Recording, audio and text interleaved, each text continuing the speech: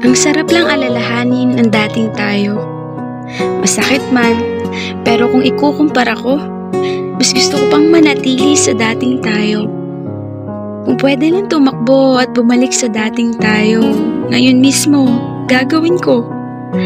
At kung alalahanin mo, kung paano mo ko nabigyan ng mga ngiti sa labi ko, kung paano mo ko habulin pag nagtatampo, kung paano mo ko nabibigyan ng oras kahit sobrang busy mo, kung paano mo ko yakapin ng may pananabik dyan sa puso mo, kung paano mo ko i-update araw-araw kapag wala ako sa tabi mo, at kung paano mo punasan ng mga luha ko sabay sabing, mahal, patawad sa nagawa ko.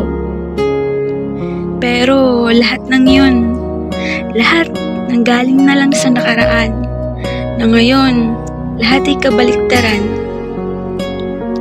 Nakakatakot ng manatili sa kasalukuyan, dahil ako mismo wala nang malapitan, dahil ikaw mismo bigla na lang nagbago, malayong malayo sa dating tayo.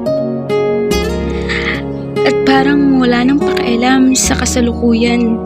Ayoko man nang balikan ng nakaraan, pero mas okay pang alalahanin ng dating tayo kesa ngayon na halos wala ka nang pakialam sa aking nararamdaman, na halos umiyak na ako sa iyong harapan, wala ka talagang pakialam. Nakakatakot, na nakakatrauma, pero hindi na ikaw yung dating lalaki na aking nakilala. Ibang-iba sa kung paano tayo nag-umpisa.